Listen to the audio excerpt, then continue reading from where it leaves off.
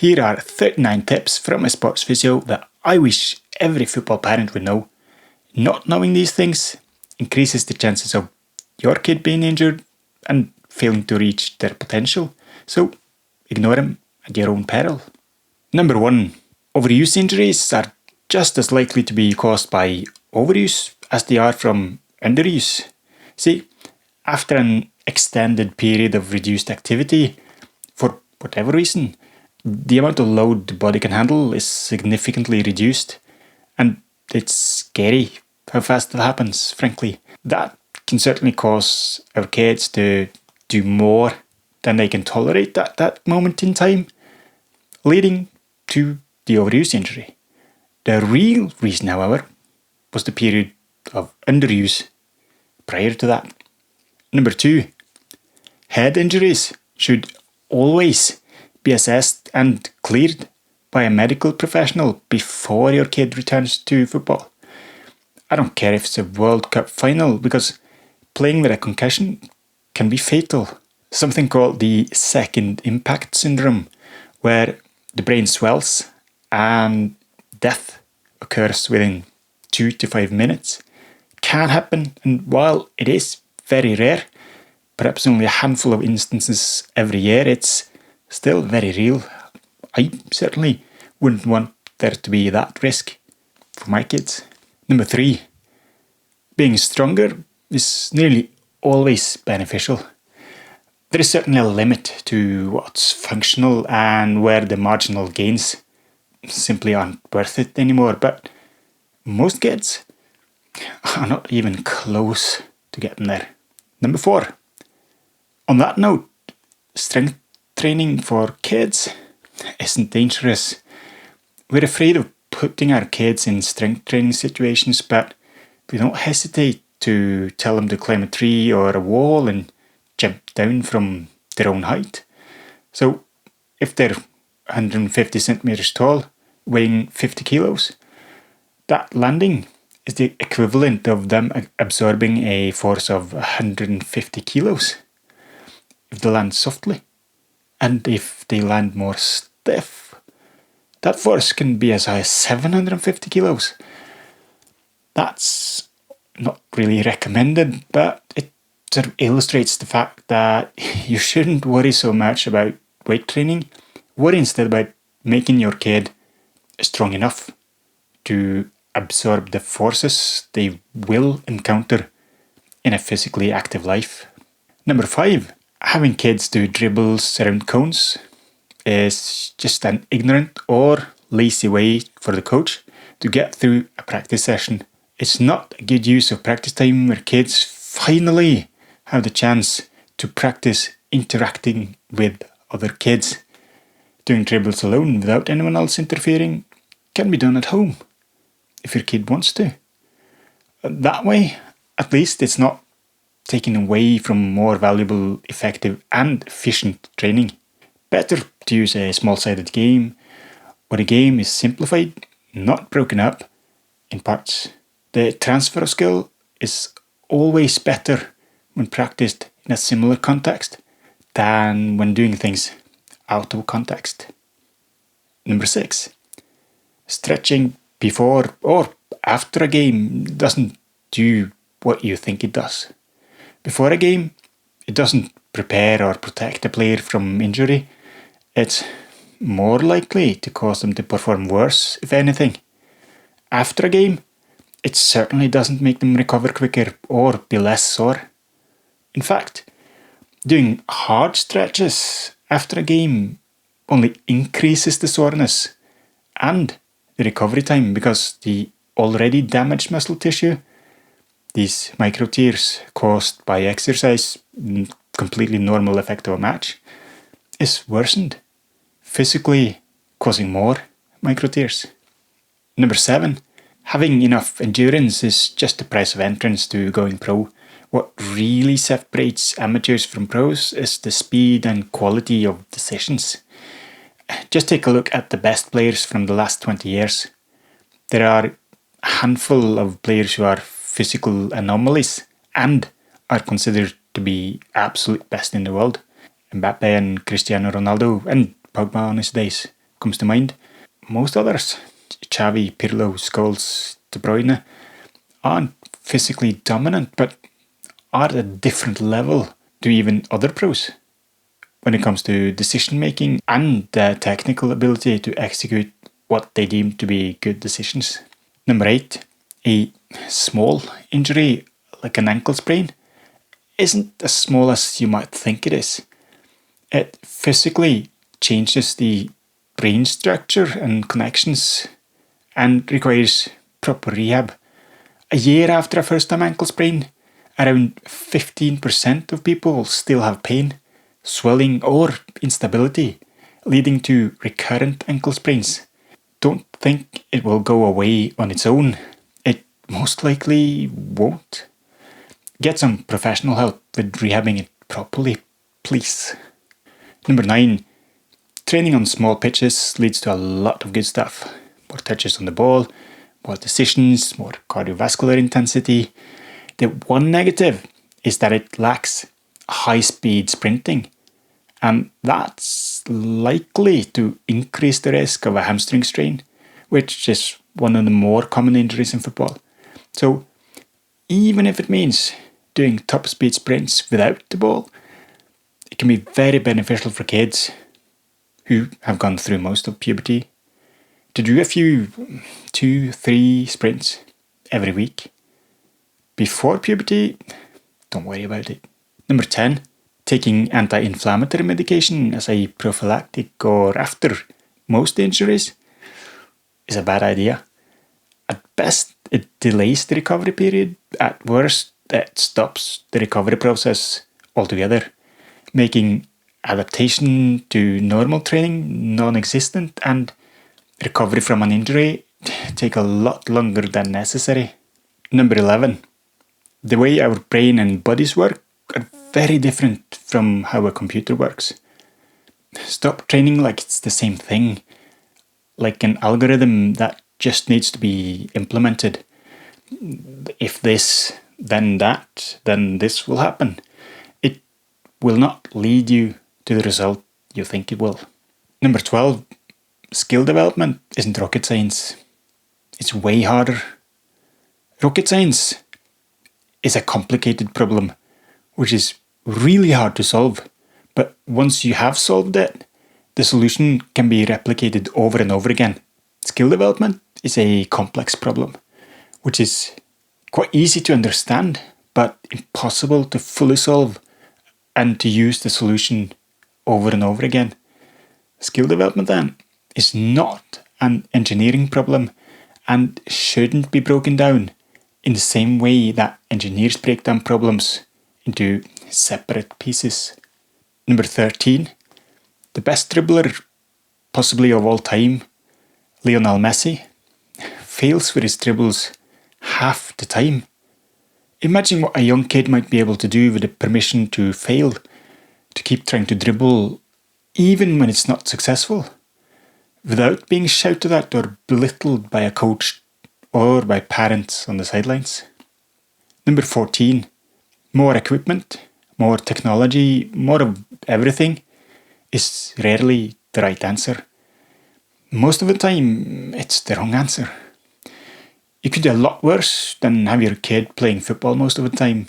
Yes, that is an oversimplification, but it would be far better for both their skills, their understanding of the game, for their confidence, and not least for their enjoyment and intrinsic motivation to keep being active for the rest of their lives, than having them go through rigid cone-based drills, waiting in line practices, being told what choice to make and when to make it. Number 15. How much training can my kid tolerate? Is the wrong question. The better question is, how little can my kid train while making progress as quickly as possible? The need for recovery is critical to learning, and in the end, it's the limiting factor for durability. Number 16. Paying your kid based on the amount of goals they score is the short-term solution to a problem that should never have existed in the first place. It feeds external motivation and takes away from the intrinsic motivation of doing something simply because it's fun and rewarding in and of itself. It's not a good long-term strategy for success. That's not to say that external motivation never works and doesn't have a place. Just use it deliberately and not as a means for your kid to go pro. Number 17. Most knocks and niggles in practice are not dangerous to continue playing with. However, there are a few what we call red flags that indicate serious injuries with long-term consequences that only a trained healthcare professional should evaluate. If you're worried or have a bad feeling about something, please get it checked out. The sooner a kid sees a physio, the sooner your kid gets back to playing. As I said, most of the time it's just a reassuring pat on the back, maybe a little tweak to a training schedule or some really simple exercises. But it can also be something that will keep them out of the game for half a year if it's not sorted out immediately. Number 18. If there isn't enjoyment or a sense of achievement somewhere in the footballing experience, your kid won't last. It then doesn't matter how good their coach is or how well intentioned you are on their behalf. Number 19. Parents have the potential to support their kids relatively well, but can have a massive negative impact and effectively ruin a kid's football career before it even gets off the ground. Don't live your life through your kids. That's usually when things turn out quite shitty. Number 20. Spending time drilling tactics before the age of 15 is mostly a waste of time. Our kids' brains simply aren't developed and ready to take on that information yet. Number 21. Winning matches can be fun. Winning at the expense of playing time, exploration and trying things without the fear of being yelled at, that's a lot less valuable. Even at an age where most believe that they, meaning the kids, have to learn how to win. Number 22. The most successful football academies in the world, think Barcelona's La Masia, Argentinian or Brazilian club academies or Premier League academies, have far less structured coach-led training at a young age than you probably think. Number 23. If your kid is the best in the country at 8, they are more likely to burn out and quit football than to become a superstar as an adult. Not impossible, but very unlikely. Also, professionalizing the game at an early age is a dead end. Number 24. Always yelling instructions to your kid is highly counterproductive. All they learn is to wait for, listen to, and execute your commands. They never learn to figure things out for themselves, where to look, how to make those split-second decisions. Your instructions are probably a bit shit anyway, as most of our instructions are, to be fair. The argument that they need to learn how to block out the noise is valid for adults, not kids. We keep forgetting that their brains simply aren't smaller versions of adult ones. And we shouldn't treat them as small adults for that reason. Number 25. Playing on really bad pitches is very beneficial some of the time. Pristine pitches are great for encouraging crisp passing along the ground.